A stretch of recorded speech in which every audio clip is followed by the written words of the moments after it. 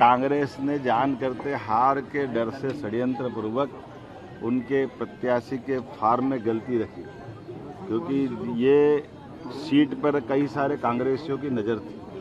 जब उनको सीट नहीं मिली तो ये खेल बिगाड़ने का काम कांग्रेसियों ने किया।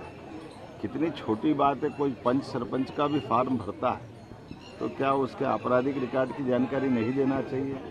जो 10-10 बार चुनाव लड़ चुके ऐसे बड़े नेताओं के साथ, और वो भी राज्यसभा जैसे उच्च सदन के चुनाव में आप नाम निर्देशन फार्म भरते हो, तो ये आप जानबूझ करके षड्यंत्र कर रहे हैं। एक तरफ आपको अपने विधायकों पे भी भरोसा नहीं, इसलिए प्लेन लेकर उनको लड़ाने का, डराने का, कितने प्रकार से ये जो नाटक करने का प्रयास किया। सारी पोल खुल गई है। अब कांग्रेस को आत्मविश्लेषण करने की जरूरत है।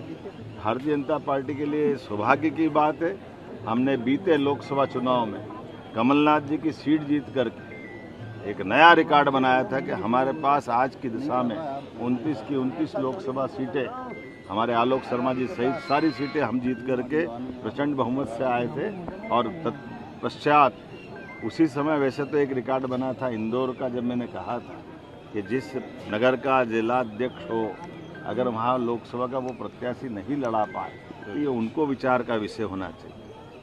हम अगर ये बोलेंगे तो किसी को बुरा लगेगा, लेकिन ये जो बात है वो यथार्थ है। ये जरा अंदर झांक के देखें। जो हम नेतृत्व की कांग्रेस से भी एक अपेक्षा करते हैं कि कांग्रेस के अंदर वर्तमान के जो हालात हैं कि जो अपने प्रत्याशी का फार्म नहीं भरा पाए, जो अपने विधायकों को एकजुट नहीं कर पाए, जो अपने नेतृत्व की छाप और धाक उनकी पार्टी में अगर इसको एक्सेप्ट नहीं करते तो बीजेपी क्या करेगी? बीजेपी तो हमारे उसी भाव से चल रही है जब हम अपने महेश केवट जैसे सामान्य कार्यकर्ता को भी, एक मल्लाह माझी समाज के कार्यकर्ता को लाकर मौका देते हैं। और हमने अपने राज्य के अंदर भी, राज्य के बाहर भी तरुण चुग जी को मौका दिया, हमारे रजनीश जी को मौका दिया। ये हमारी परंपरा है और एकजुटता के साथ पूरी भारतीय जनता पार्टी ताकत से लगी रही। और जब ये राज्यसभा के निर्वाचन जैसे एक सामान्य चुनाव में भी पार्टी कांग्रेस की इतनी लापरवाही करेगी तो कांग्रेस अपनी गलती को देखे।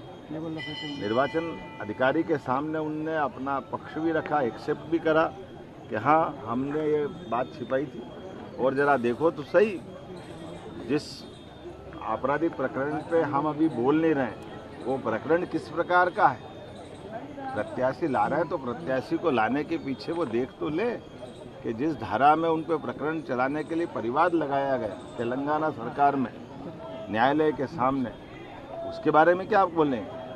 वो कोई नारी बंधन वाली बात है क्या? शर्मनाक बात है। प्रत्याशी चयन करते समय इन सारी बातों को देखना चाहिए।